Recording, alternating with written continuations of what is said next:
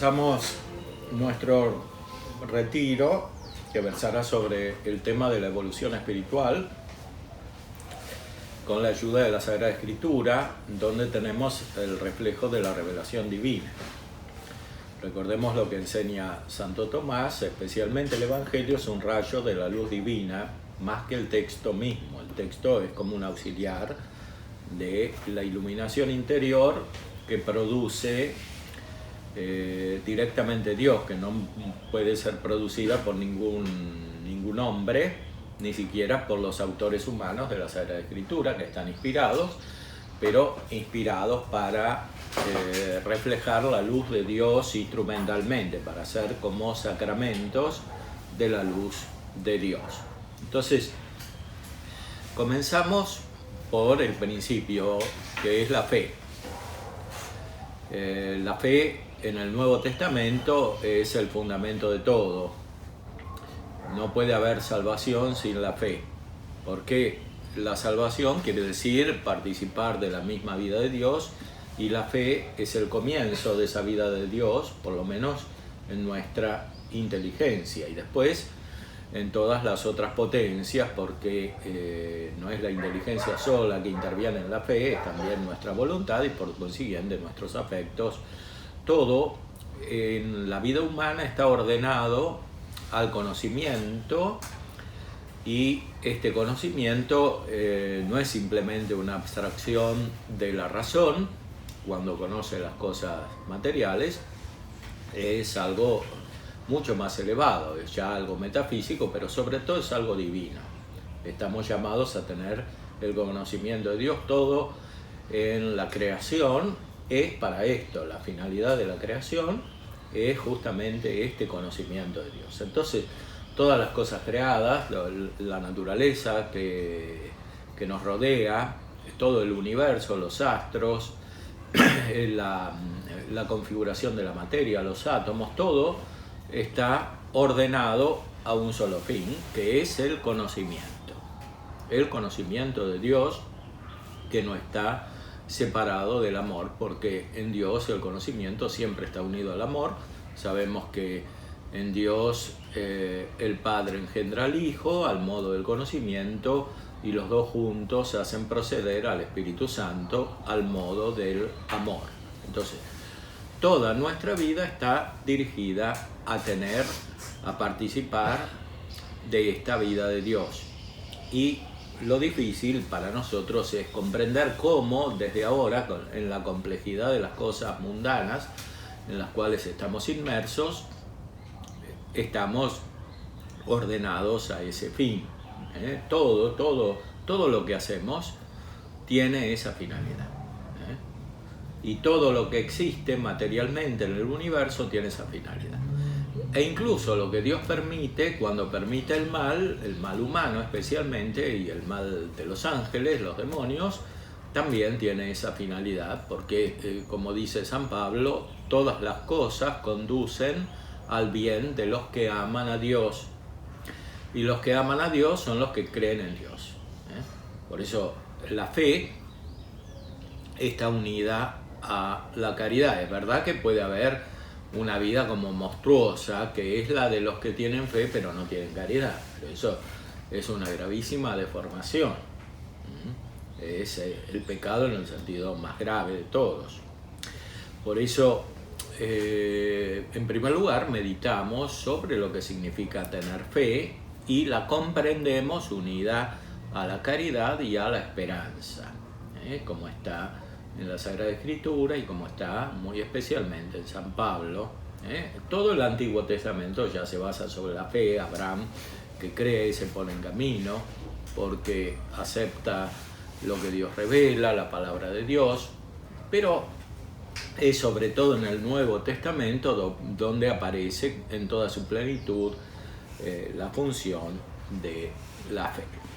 Y en el Nuevo Testamento, San Pablo, al inicio de la carta a los romanos, lo dice con toda la claridad posible. Y no está mal recordarlo en nuestra época, que es claramente una época de crisis de fe. de crisis de fe, esta es la razón más profunda de los males que hay en el mundo.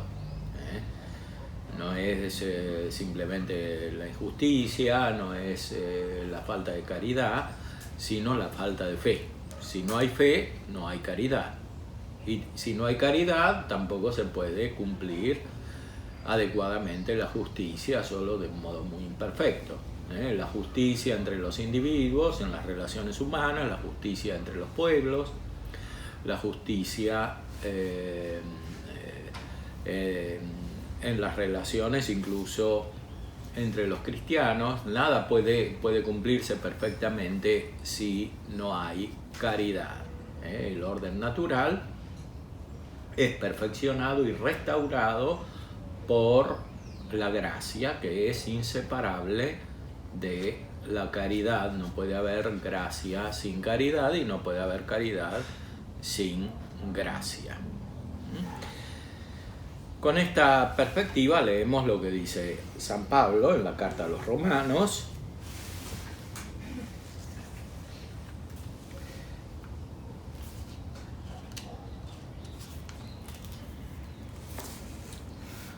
Pablo, esclavo de Jesucristo, llamado a ser apóstol, escogido para el Evangelio de Dios, que de antemano había él prometido por medio de sus profetas en las Escrituras Santas, acerca de su hijo, el que nació de la estirpe de David según la carne, el que fue constituido hijo de Dios con poder según el Espíritu de santidad desde su resurrección de los muertos, Jesucristo Señor nuestro, por quien recibimos la gracia y el apostolado para obediencia de la fe entre todas las gentes en nombre de Él, entre las cuales os contáis también vosotros, llamados de Jesucristo. A todos los que están en Roma, amados de Dios, llamados a ser santos, gracia a vosotros y paz de parte de Dios, Padre nuestro, y del Señor Jesucristo. Este texto es como un resumen del Evangelio, y el Evangelio, dice San Pablo, no solo aquí, en otros lugares de sus epístolas, es una vocación. La vocación fundamental del cristiano no es algo subjetivo, como se entiende hoy, en modo psicológico, como si fuera la inclinación de cada uno, sino es la llamada de Dios. Vocación quiere decir llamada. Y la llamada es muy elevada, es la llamada a la vida divina, a la perfección del mismo Dios. Por eso dice San Pablo aquí y en otros lugares de sus cartas que somos llamados a ser santos. Llamados a ser santos. Literalmente se dice así: llamados a ser santos,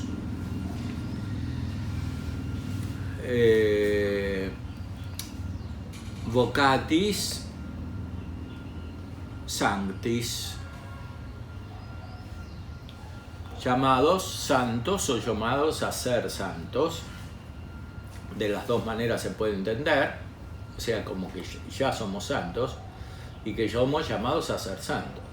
Entonces, ya somos santos porque tenemos la gracia. Somos llamados a ser santos porque esa gracia se perfecciona, porque Dios nos da a nosotros la gracia, no al modo de los ángeles, que tienen una naturaleza que se cumple sin movimiento.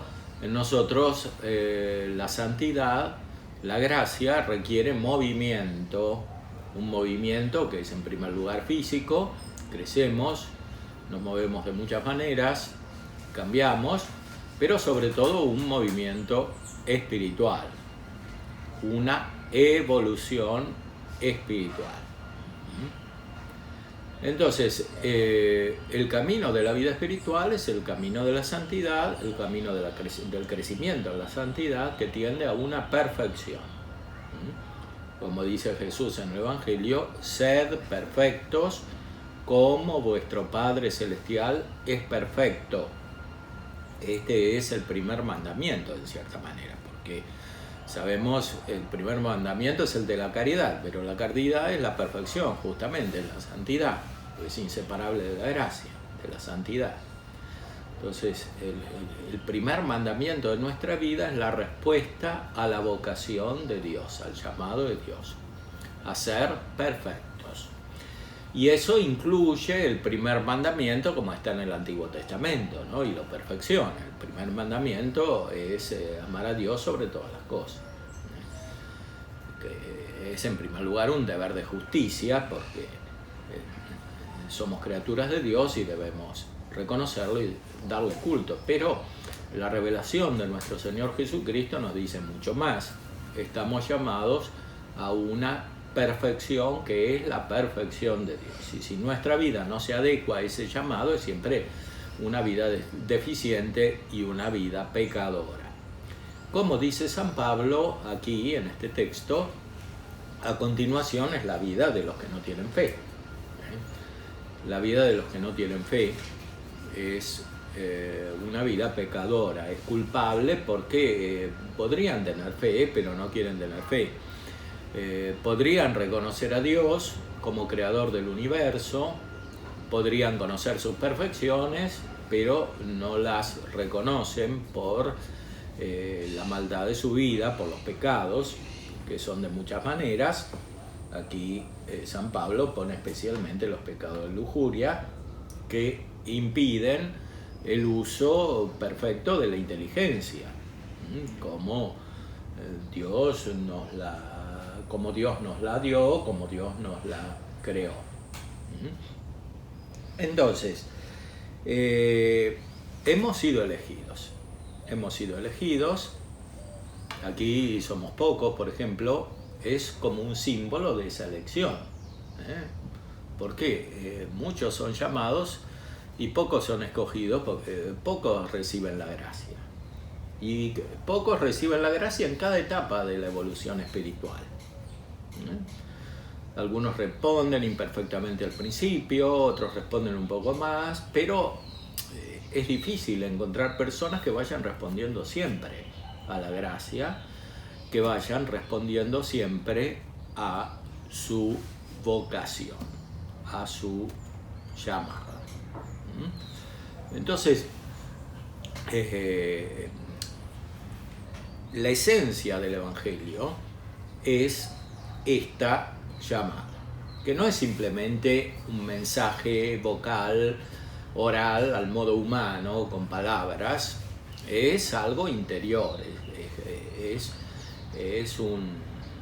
una luz interior y es también un deseo interior, un deseo que es provocado por esa luz.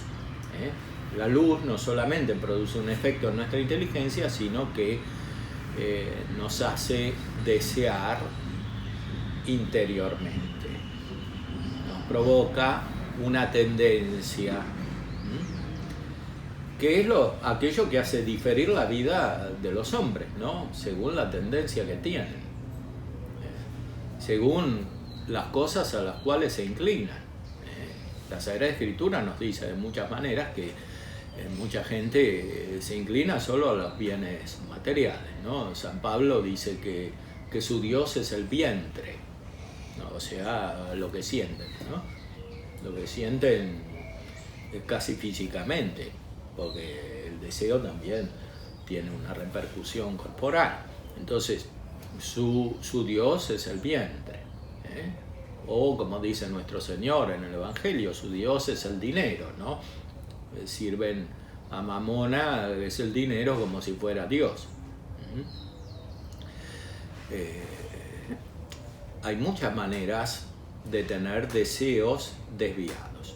Entonces, el verdadero camino de la santidad es custodiar el deseo verdadero que es la intención del fin,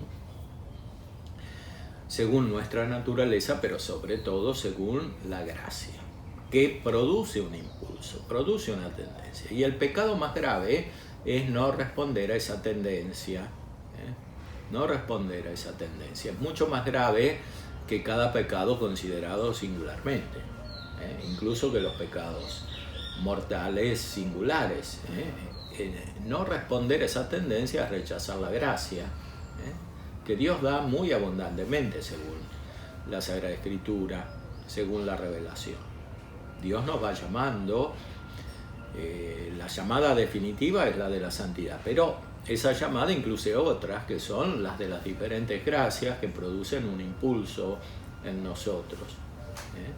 Y por eso es tan importante custodiar la armonía de nuestra vida espiritual, que incluye la armonía de todas las actividades. Todas las actividades que hacemos no son separadas de la vida espiritual. No deben ser concebidas simplemente como actividades que tienen su fin propio y además tenemos la vida espiritual. Todo tiene un único fin. El único fin en la naturaleza es la contemplación de Dios, como se puede con la naturaleza, pero tenemos un fin más elevado, que es el fin sobrenatural, el fin de participar de la vida de la Trinidad, de ser como Dios, de contemplar a Dios. Y este fin incluye el primero, que es natural. Entonces, más aún, el primero, que es natural, contemplar a Dios desde las cosas creadas, no se puede realizar perfectamente si no está el segundo, es decir, la participación amorosa de la vida de Dios. Todos sabemos que la vida espiritual es amorosa, no es solamente conocimiento en el sentido de la física, la química, las ciencias humanas. Es un conocimiento más profundo, porque viene del Hijo y del Espíritu Santo, que están siempre juntos, no se pueden separar. El Hijo es principio del Espíritu Santo, siempre. Entonces, cuando tenemos un conocimiento como el del Hijo, como el de Cristo, tenemos siempre al Espíritu Santo. Y por eso tenemos amor.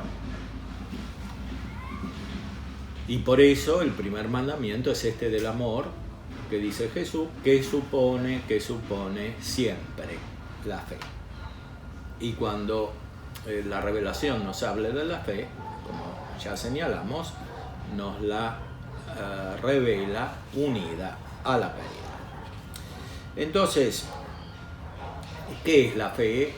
En primer lugar, creer en Jesucristo, como dice aquí San Pablo, como dicen los Hechos de los Apóstoles, después de la resurrección, San Pedro dice que no hay otro nombre dado a los hombres por el cual tengamos la salvación. Es creer en Jesucristo, Hijo de Dios, verdadero hombre, muerto y resucitado. Entonces, no hay verdadera vida espiritual sin creer en Jesucristo. Y por eso la evolución de nuestra vida espiritual es siempre una evolución de unión con Jesucristo, de conocimiento de Cristo, de sentimiento de Cristo, de tener la mente de Cristo, como dice San Pablo. Pero no es suficiente relacionarnos con Cristo. La verdadera evolución espiritual es siempre un descubrimiento de la Trinidad, porque si nos centramos solamente en Cristo y dejamos de lado al Padre y al Espíritu Santo, podemos caer en una deformación espiritual, porque finalmente tendemos a pensar a Jesús como una persona humana, como si fuera una persona como nosotros. En cambio, es la persona divina del Verbo de Dios. Por eso, la garantía de que nuestra fe en Jesucristo es la verdadera fe es que vamos descubriendo la Trinidad. Vamos descubriendo la Trinidad. A medida que avanzamos en la vida espiritual, vamos descubriendo al Espíritu Santo, que obra en nosotros, que produce los verdaderos deseos espirituales, como dice San Pablo aquí también, en la carta a los Romanos, que obra en nosotros, que nos hace decir Abba Padre, que nos hace descubrir, desear al Padre, que es el más misterioso como persona, porque el Padre no es enviado a nosotros, el Padre es el que envía a Jesucristo. El Padre es el que envía junto con Jesucristo al Espíritu Santo. Entonces, como enseña Santo Tomás, es el último al cual llegamos. No el último en el sentido cronológico simplemente, sino el último en nuestra contemplación de Dios, porque es como el más misterioso. Pero justamente que sea el más misterioso es la garantía de que estamos conociendo verdaderamente a Jesucristo en su realidad misteriosa, que es la realidad misteriosa de Dios, y al Espíritu Santo, que también es misterioso.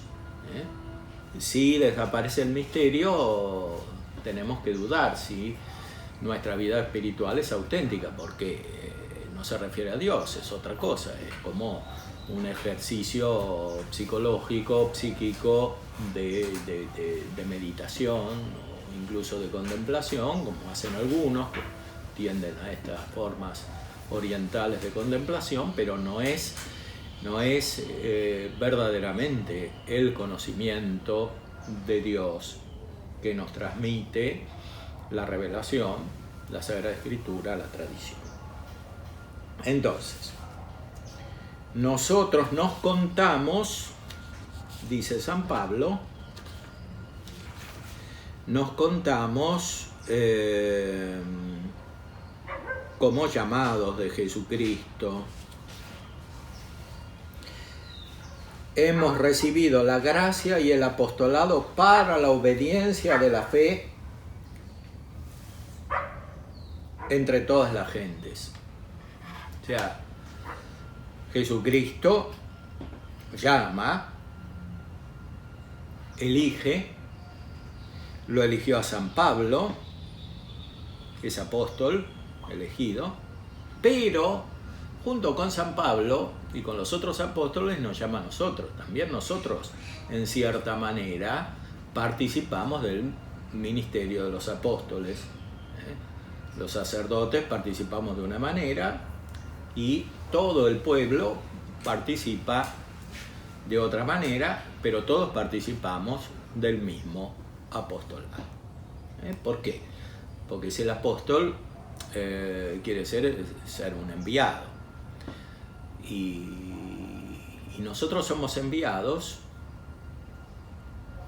por la esencia de nuestra vida cristiana, porque la vida cristiana es la continuación del envío por parte del Padre, del Hijo y del Espíritu Santo. Entonces, la Iglesia está conformada como cuerpo de Cristo y vivificada por el Espíritu Santo. Entonces, la Iglesia es como la continuación de la misión del Hijo y la misión del Espíritu Santo. Nosotros también somos enviados y por eso nuestra vida cristiana es auténtica cuando somos misioneros, cuando somos de verdad continuadores de lo que hicieron los apóstoles.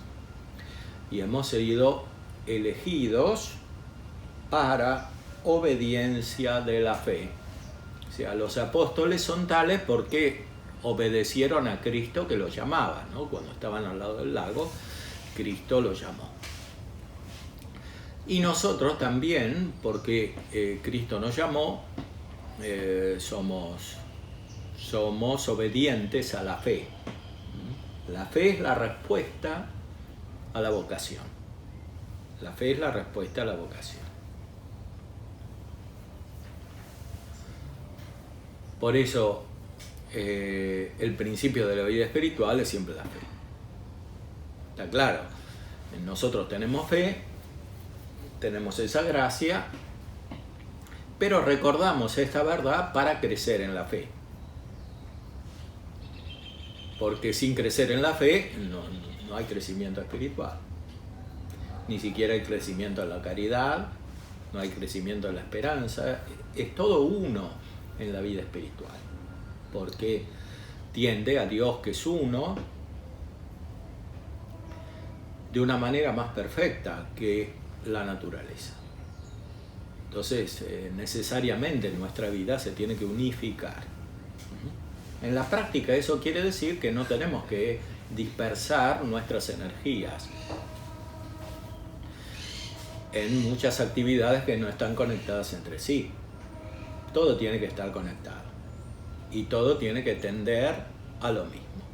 no podemos dispersar las energías, como no podemos dispersar el tiempo, que es muy limitado también, el tiempo de nuestra vida.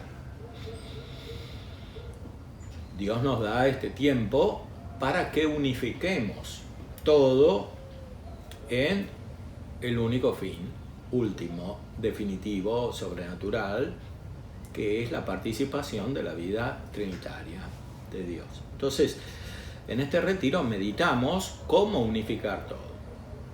Y en esta primera meditación nos centramos justamente en eso, cómo unificar nuestra vida. El medio más evidente es seguir el Evangelio, porque esta vocación es el Evangelio mismo. La Sagrada Escritura nos lo indica de muchas maneras, sobre todo el Nuevo Testamento, que necesitamos meditar. Esta es la primera aplicación práctica que sacamos de esta meditación. Necesitamos leer las Sagradas Escrituras, meditarlas, contemplar a partir de las Sagradas Escrituras, sobre todo de los Evangelios y de las cartas de San Pablo y los otros escritos del Nuevo Testamento. Eso tiene que ser como un hábito. Un hábito es lo que nos hace pensar casi inmediatamente, ¿no? Tenemos el hábito de la ciencia, si hemos estudiado, entonces el que es físico, el que es abogado, el que es ingeniero, el que es médico, cuando tiene un problema delante lo resuelve inmediatamente, piensa adecuadamente porque tiene el hábito. Bueno, nosotros como cristianos también tenemos hábitos, y el primer hábito es la fe, es la primera virtud. Entonces tenemos que desarrollar el hábito de la fe de manera tal que cuando estamos frente a situaciones diferentes, inmediatamente nos sale verlas desde la fe, y no que tengamos que hacer un análisis especial. Después, cuando las cosas nos salen mal o cuando no entendemos por qué son así, tenemos que desarrollar el hábito, que es una potencia próxima al acto. ¿Qué quiere decir eso? Que ya estamos preparados para conocer según la fe, que es de esa manera misteriosa, porque la fe es el inicio del conocimiento de Dios Trino, que es misterioso, como dijimos antes. Entonces todo en nuestra mirada tiene que ser como misterioso. Si tenemos mucha claridad, tenemos que preocuparnos a veces, porque quiere decir que podemos tener ideas equivocadas que ni siquiera son ideas, son más imaginaciones, fruto de nuestros deseos, que verdaderas ideas. Pero sobre todo tenemos que preocuparnos porque no estamos en contacto con Dios cuando miramos la realidad. Tenemos que mirar la realidad siempre de la misma manera, que es una manera creciente en la profundidad. La tradición nos transmite la misma revelación. No es distinta la revelación en la Sagrada Escritura y en la tradición. La tradición es muy amplia, son los escritos de los padres de la Iglesia, de los grandes santos, de los grandes autores espirituales. Son las costumbres cristianas, la vida monástica antigua, la vida religiosa, el modo de vivir de los católicos. Todo eso es como un instrumento de la tradición cuando está unido a la Sagrada Escritura, claro, cuando no está separada, cuando no dice otra cosa. Cuando sostiene lo que siempre sostuvieron los católicos, que son católicos, quiere decir los que tienen la fe universal, la fe de toda la Iglesia.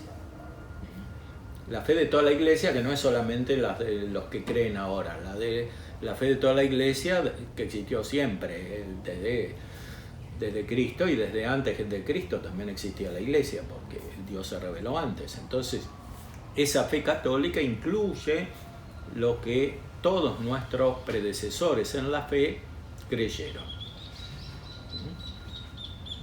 Y por eso es tan importante referirnos a los documentos de la tradición. Aquí, como tenemos una finalidad más práctica, que es hacer crecer nuestra vida espiritual, vamos a elegir algunos, son innumerables, por supuesto.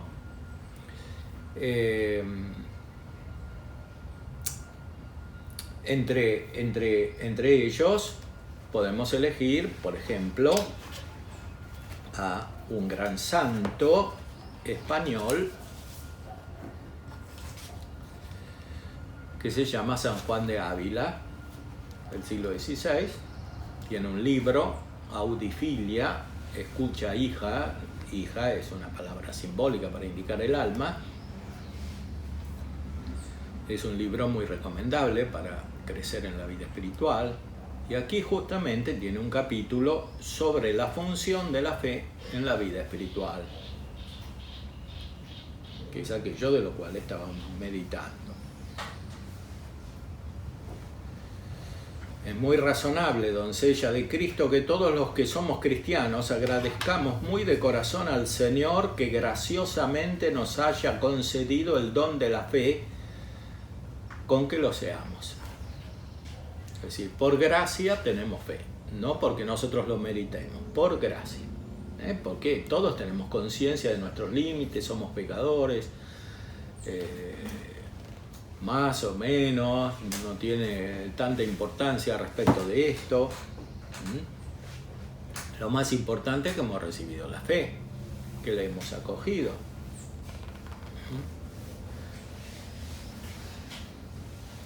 Que no la hemos rechazado, que no hemos oscurecido el don de la fe.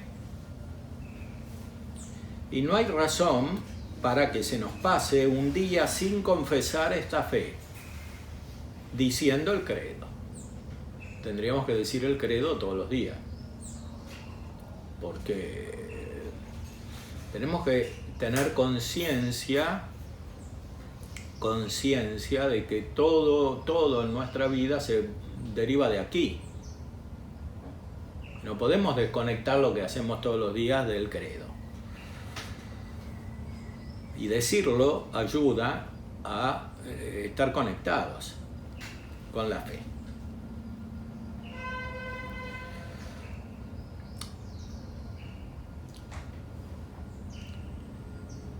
No hay razón para que se nos pase un día sin confesar esta fe diciendo el credo, al menos 2 veces, por la mañana y por la noche, ni sin darle gracias al que nos concedió el don de darnos esta fe, o sea, decir el credo dando gracias a Dios. Debemos procurar tenerla guardada en su pureza y limpieza, como cosa en la que mucho nos va, mirando para qué nos ha sido dada, para que ni dejemos de usar de ella para lo que es, ni le atribuyamos lo que no tiene. O sea, en primer lugar, guardar la fe en su pureza, que quiere decir no caer en herejías. Pero no caer en herejías no quiere decir que de repente nos volvemos protestantes, luteranos u otras herejías.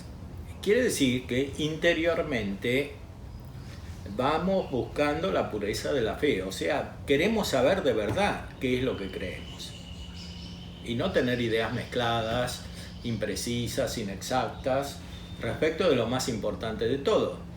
O sea, si uno estudia una carrera universitaria que dura 5 años para ser ingeniero, abogado, médico, etcétera, mucho más y hace tantos esfuerzos de todo tipo, físicos, económicos, sociales, mentales, psicológicos, tantos esfuerzos, mucho más tendríamos que hacerlos para conservar la pureza de la fe, porque si no conservamos la pureza de la fe, porque no la conocemos en primer lugar, todas esas ideas erróneas que tenemos nos van alejando de la fe misma y por tanto de la caridad y de la esperanza y de toda la vida espiritual ordenada. No se puede tener verdadera vida espiritual sin la verdadera fe.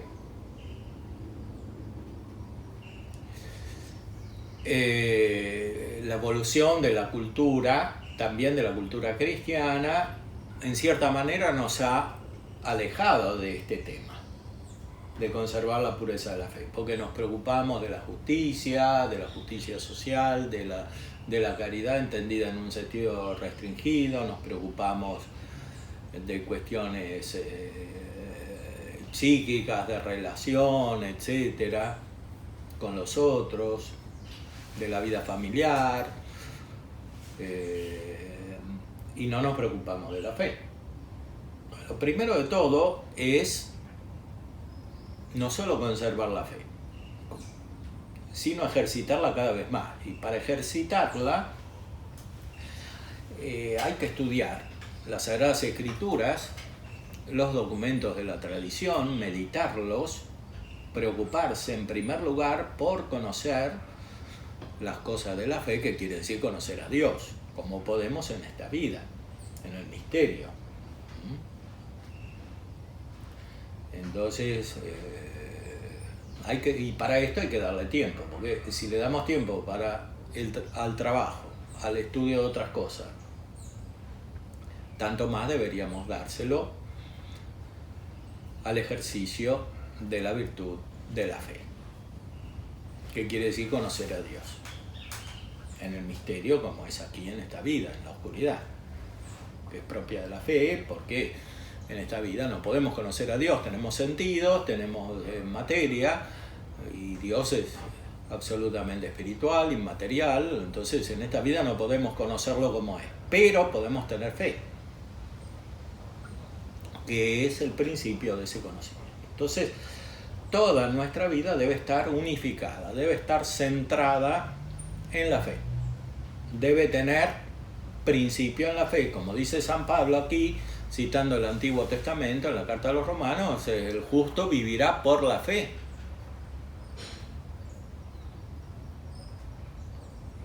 Debemos ser hombres de fe. Claro, San Juan de Ávila escribía cuando había aparecido Lutero, que decía la fe sola basta, pero ahí no indicaban la verdadera fe, indicaban solo un ejercicio de la mente separado de la vida, de las obras. No basta la sola fe, entendida de esa manera que no es auténtica, no es verdadera. No podemos separar la fe de la caridad ni de la esperanza y por tanto de la verdadera evolución espiritual. La verdadera fe es una fe que crece. Si no crece, se deforma, se oscurece y se pierde. Que es lo que le pasa a tanta gente alrededor nuestro. Innumerables veces sucede esto. ¿Cuánta gente ha sido bautizada, tuvo algo de fe y porque no creció, ni se preocupó, ni nadie le enseñó, nadie le dijo que tenía que crecer en la fe, no crece y la pierde?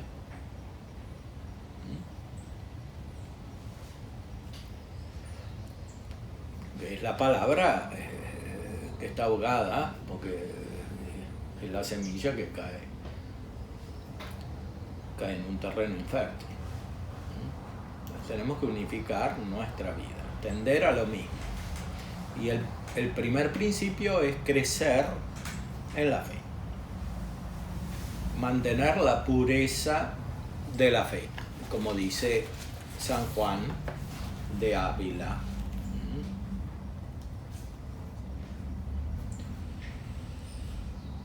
Nos ha sido dada para creer lo que Dios manda creer y para que sea para nosotros luz del conocimiento que nos ayude a mover la voluntad para que ame a su Dios y guarde sus mandamientos, con lo cual el hombre se salve.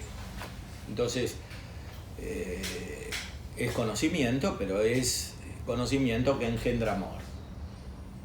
¿Por qué? Porque en el fondo es un reflejo del Hijo,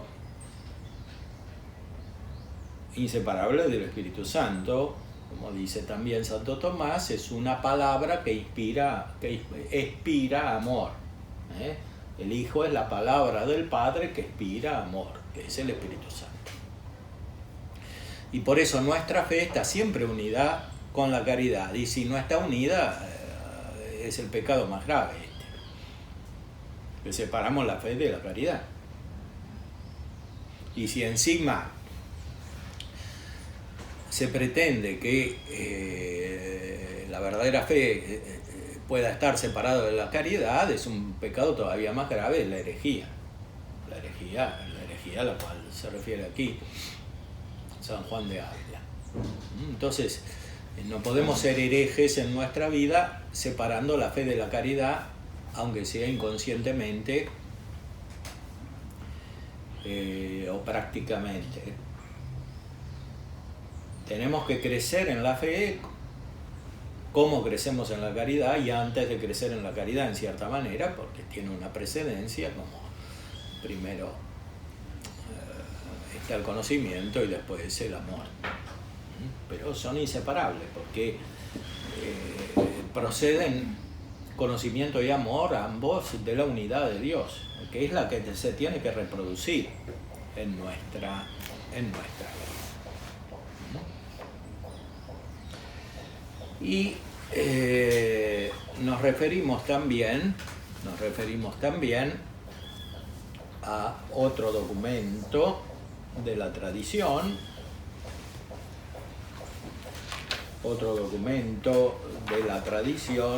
que es un autor que leyeron mucho los místicos españoles, que tenían gran sentido de la fe, como aquí hemos leído San Juan de Ávila. Este es Enrique Herb, del siglo XV, en una obra titulada Directorio de Contemplativos. Lo vamos a ver también en la próxima meditación. Enrique Herb reflexiona acerca de la función de los consejos evangélicos. Los consejos evangélicos que son para todos, no solamente para los religiosos. Los consejos evangélicos son necesarios para alcanzar la salvación, como enseña también Santo Tomás. Entonces, ¿por qué? Porque los consejos evangélicos son las recomendaciones de Cristo como amigo. Cristo es principio de la fe, es el revelador del Padre, junto con el Espíritu Santo, y para eso nos enseña a ordenar nuestra vida, porque, como dijimos antes, todo está en función de la fe. Toda nuestra vida está en función de la fe. ¿Cómo ordenamos nuestra vida en función de la fe? Siguiendo los mandamientos, por supuesto, no solo como los conocemos en el Antiguo Testamento, sino sobre todo como están revelados por Cristo en el Nuevo Testamento, los mandamientos se resumen en responder con obediencia a la vocación, que es la vocación a la vida divina, la vocación a la santidad. Ahora, como esa vocación a la santidad es vocación a la amistad con Dios, que es la caridad, la perfección es la amistad. Ya en la filosofía de los antiguos, la amistad resumía todas las virtudes, ¿no? Como Platón, en Aristóteles. La amistad resumía todas las virtudes. Entonces, en el Nuevo Testamento, con mucha mayor razón, la amistad resume todas las virtudes. ¿Qué quiere decir? La amistad con Cristo, la amistad con el Espíritu Santo, la amistad con el Padre. Esa amistad es imposible sin la fe, porque son oscuros para nosotros, como dijimos antes. Entonces, ¿cómo hacemos para ordenar nuestra vida a ellos y según ellos y en ellos? Lo hacemos teniendo fe, pero esta fe es una fe dinámica, es una fe que crece, como dijimos antes, que se mueve y que hace mover la vida. Y por eso necesitamos una relación de amistad cada vez más profunda con las personas divinas. Esa relación de amistad surge de la obediencia a los consejos evangélicos. La obediencia no solo corresponde a los mandamientos, el primer mandamiento, la caridad, que incluye la fe, por tanto hay una obediencia a la fe, como dice literalmente San Pablo en la carta a los Romanos, sino que cuando crece la fe es obediencia a los consejos evangélicos, que no son solo de Cristo, en realidad, son consejos de Cristo con el Espíritu Santo, que están juntos. Entonces, Cristo nos habla con palabras, nos dice palabras que están en el Evangelio, escrito, pero el Espíritu Santo nos hace captar el sentido de esas palabras. Y ser obedientes a los consejos evangélicos quiere decir no rechazar la gracia que sentimos y que nos mueve. Por eso es muy importante reflexionar, hacer examen de conciencia, no tanto sobre los pecados cuanto sobre las gracias. O sea, en primer lugar, si somos obedientes o fieles a las gracias que sentimos interiormente, con las cuales Dios nos mueve interiormente y siempre nos da gracias. Si tenemos vida sacramental, si recibimos la Eucaristía, si participamos de la celebración de la misa, si hacemos adoración, si rezamos, siempre tenemos gracias. Entonces, muy importante ser fieles a las gracias. Es lo más importante de todo. Más importante que reflexionar acerca de nuestras acciones particulares o acerca de los pecados que cometemos. Es mucho más importante.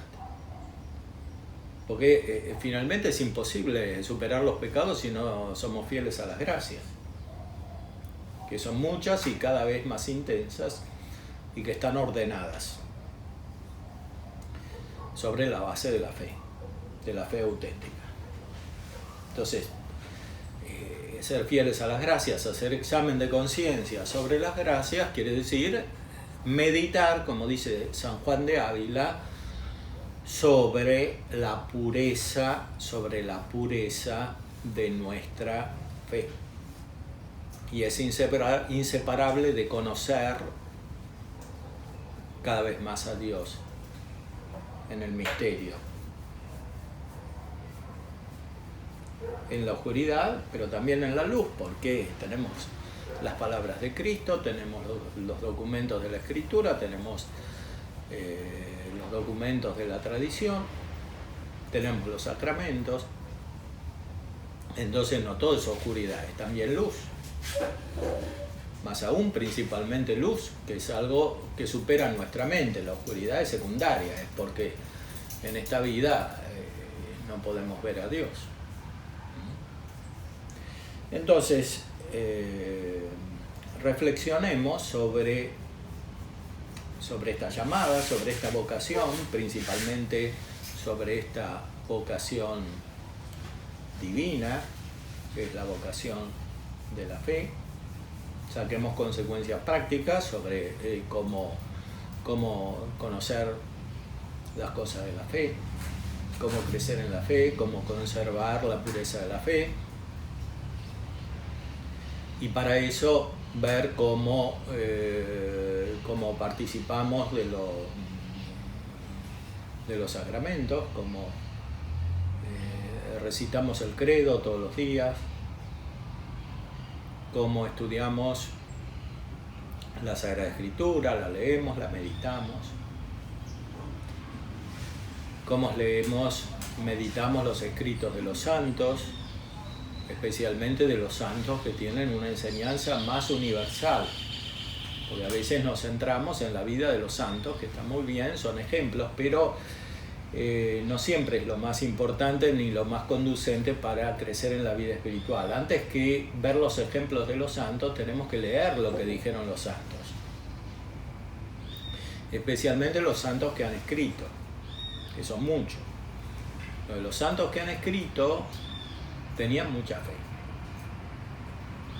y nos ayudan a crecer en la fe, y muchos han escrito directamente sobre cómo crecer en la fe y sobre la fe.